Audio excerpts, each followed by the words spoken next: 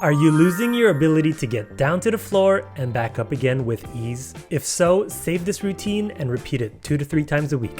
Don't worry, we're not getting down to the floor, but we're gonna work on the muscles involved in this crucial movement pattern. Starting with hip mobility. When you go up and down, your legs need to rotate within your hip joint. If you don't have good mobility, you're definitely gonna struggle. So from a seated position, we're gonna do some openers and internal rotations, as you can see right here. Bad knees are the main complaint, so we're gonna do a basic exercise. These are knee extensions. This will in turn strengthen your quads, which is really important. You need that strength to get right back up. I'm gonna throw in straight leg lifts. If you can't squat or lunge or kneel, this is the alternative that you're gonna have to work with.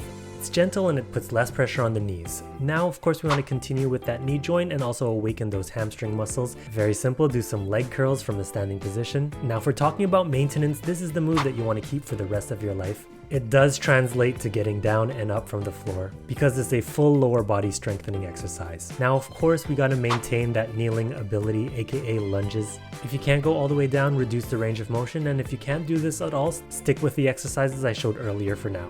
Learning to get up and down from the floor without your hands is great, but most of us will need to use our hands, so keep your upper body strong by doing wall push-ups. You're gonna have to push yourself up from the floor, so keep honing that ability.